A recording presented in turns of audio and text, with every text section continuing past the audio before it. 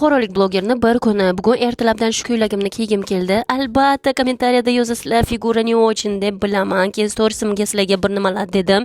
Iltimos storieslarimga kirib turinglar. Bugun syomkalarim bor edi, shu uchun Gorgazdagi Asalka shopga keldim. Bitta kofe oldim va syomkalarni boshladik. Aslida syomkaga men soat 11 ga kelishim kerak edi, lekin uxlab qolganim uchun aftim varam 12:30 ga kelibman. Shunga ham o'zi kibrlanib ketgan deb aytasizlarmi? Meni mobilografimni yodijonlariga hay mana shuncha kutdilar. Syomkalarimizni tugatib bir korobka morojnilar bilan salonga keldim. Salonga raspakovka qilib hammani ugastit qildim. Singlim ishdan keldi va birgalikda uyiga keldik. Uyda обязательно raspakovka qildim va ikkinchi akkauntimga ASMR qilib video oldim. Keyin kiyimlarimni almashtirib Makon magazinini ochilishiga keldim. Bir o'zim emas, singlim bilan keldim. Odam juda ham ko'p. Magazinning ichiga oyoq qo'yib bo'lmaydi, chunki odam real ko'p. Va ularda ramyon va ramyon uchun souslarni ham assortiment katta ekan, обязательно kelaman. U yerdan chiqib ikkinchi ochilishga keldik. Dastara degan restoran, bu yerda degustatsiya sifatida bizani ujinga chaqirdilar. Aladdin show shunaqa yaxshi ko'raman shularni qizlar va молодцы. Keyin bizga bitta salatlardan boshlab degustation time qildilar. Qizlar обязательно tualetni obzor qiladi. Tualetlari chiroyli ekan. Keyin yana bitta show dastur 5 barmoq. 5 barmoqni yaxshi ko'rmayman, chunki u yerda kanina bor, lekin mana bu qayishchalarni yedim. Keyin ikkinchisiga baliqlari ham juda